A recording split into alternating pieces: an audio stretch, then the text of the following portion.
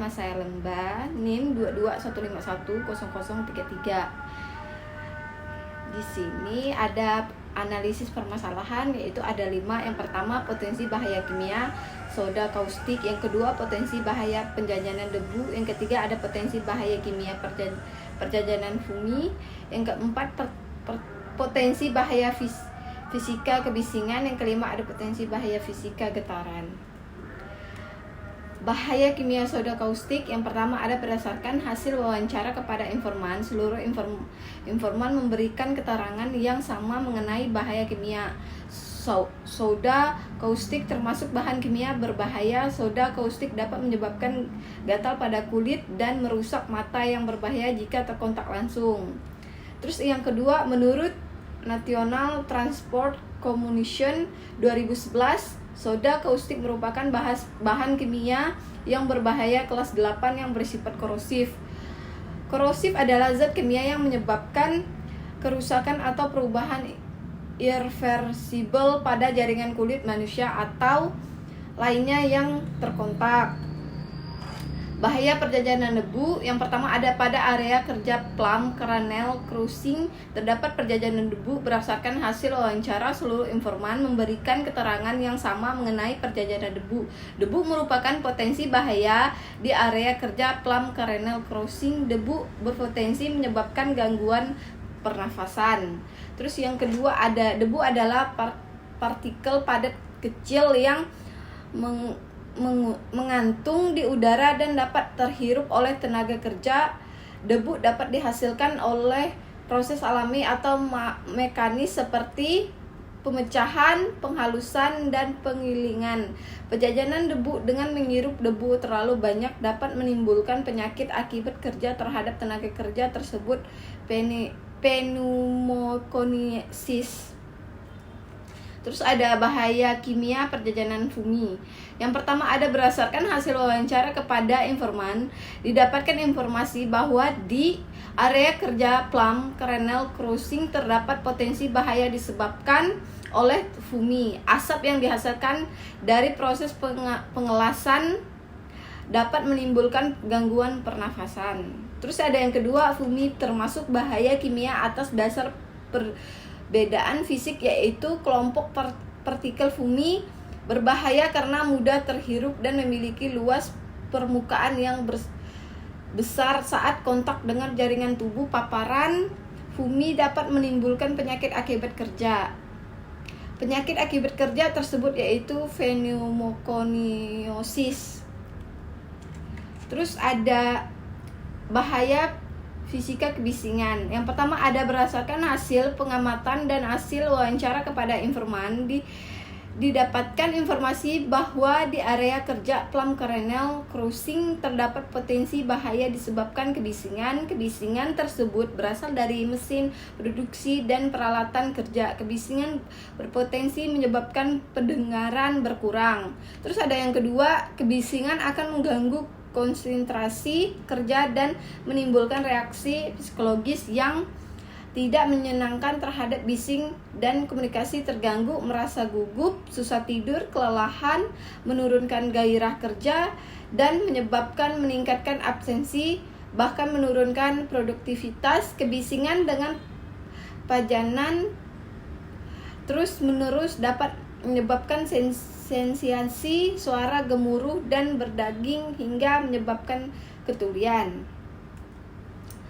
Bahaya fisika getaran. Penjajanan getaran dapat menyebabkan penyakit akibat kerja, yaitu sindroma getaran dengan lengan yang terdiri atas efek vekuler dan efek neurologis. Efek vekuler yaitu pemuncatan episodik pada buku jari ujung yang bertambah parah pada suhu dingin. Efek neurologis yaitu buku jari ujung mengalami kesemutan dan beal. Menurut Bojour al. dalam Odenwald 2014, getaran ditransmisikan ke otot-otot yang bekerja dengan mengurangi kapasitas kerja fisik dan menurunkan kemampuan otot. Terus ada identifikasi bahaya kimia soda kaustik. Berdasarkan pengamatan lapangan dan wawancara kepada asisten manajer dan supervisor untuk pengendalian terhadap bahan kimia telah dilakukan dengan pengendalian administratif dan penggunaan alat pelindung diri. Pengendalian administratif berupa pendidikan pelatihan, yaitu instruksi kerja berupa bekerja hati-hati saat bekerja dengan bahan kimia soda kaustik dan arahan tentang penggunaan alat pelindung diri, safety talk 3 kali dalam seminggu, pemasangan tanda bahaya dan pengurangan perjalanan bahan kimia di area kerja, penggunaan alat pelindung diri berupa baju kerja, masker, sarung tangan, dan karet. Terus ada identifikasi bahaya perjajanan debu. Berdasarkan pengamatan lapangan dan wawancara, pengendalian terhadap perjajanan debu telah dilakukan dengan pengendalian administratif dan penggunaan alat pelindung diri.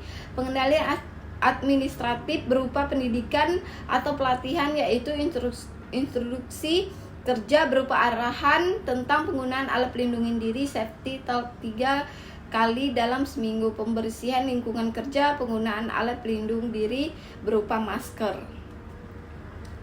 Terus ada identifikasi bahaya kimia perjajanan FUMI. Berdasarkan hasil pengamatan lapangan dan wawancara, pengendalian terhadap FUMI telah dilakukan dengan pengendalian administratif dan penggunaan alat pelindungan diri. Pengendalian administratif berupa pendidikan pelatihan, yaitu instruksi kerja berupa bekerja hati-hati saat bekerja, pengelasan dan arahan tentang penggunaan alat pelindungan diri, safety talk 3 kali dalam seminggu, dan penggunaan perjajanan area kerja, penggunaan alat pelindung diri berupa welding mask dan welding gloves. Identifikasi bahaya fisik kebisingan. Berdasarkan hasil pengamatan lapangan dan wawancara, pengendalian administratif berupa pendidikan pelatihan, yaitu instruksi kerja berupa arahan tentang penggunaan alat pelindung diri, safety talk 3 kali dalam seminggu, dan pengurangan perjajanan area kerja, penggunaan alat pelindung diri berupa area plung dan area move. Terus identifikasi bahaya kimia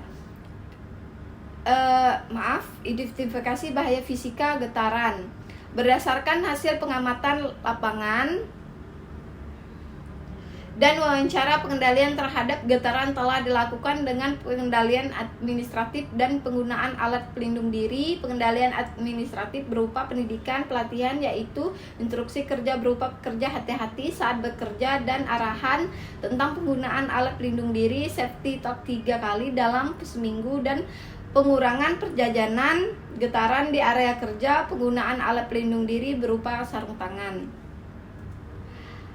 Pengendalian dampak terhadap potensi bahaya. PT Wilmer Cahaya Indonesia sudah melakukan beberapa pengendalian dampak dari setiap potensi bahaya berdasarkan hasil pengamatan lapangan.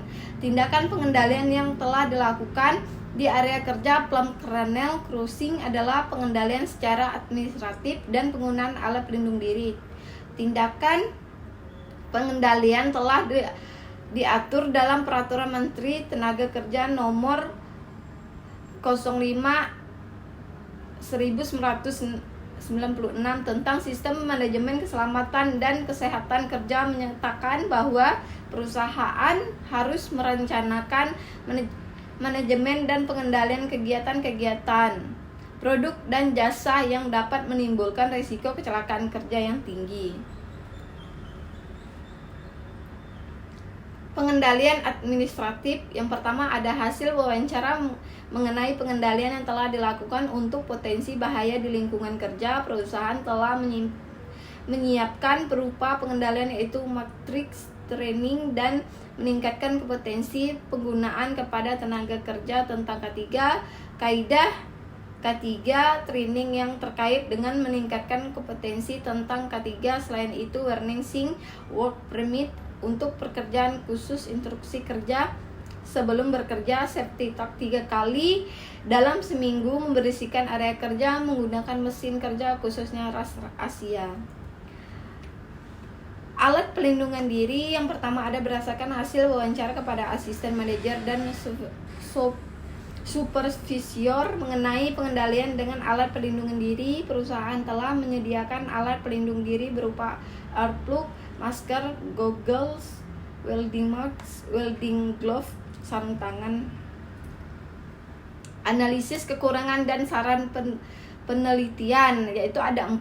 Yang pertama adalah diharapkan perusahaan dapat melakukan pengukuran kadar debu total dan penggetaran rutin 6 bulan sekali. Yang kedua ada diharapkan perusahaan dapat melakukan medical check up berupa audiometri untuk menilai fungsi pendengaran, spirometri untuk menilai fungsi paru, pemeriksaan virus mata rutin 1 tahun sekali.